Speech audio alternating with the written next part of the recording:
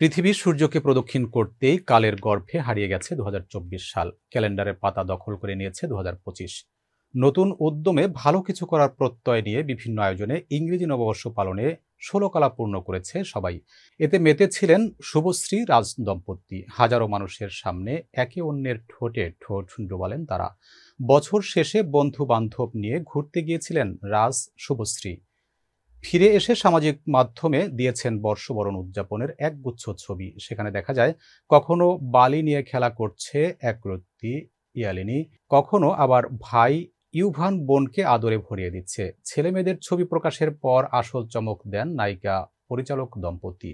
নিজেদের চুম্বনরত ছবি প্রকাশ করেছেন। সেখানে দেখা যায় শুভশ্রীকে আদরে ভরাচ্ছেন রাজ। হাজারো লোকের সামনে একে অন্যের ঠোঁটে চুমু দেন তারা। গেল বছর বেশ কেটেছে রাজ শুভশ্রীর। শেষ দিকে মুক্তি পায় তাদের সিনেমার সন্তান। রাজের এ ছবিতে আইনজীবীর চরিত্রে অভিনয় করেছেন শুভশ্রী।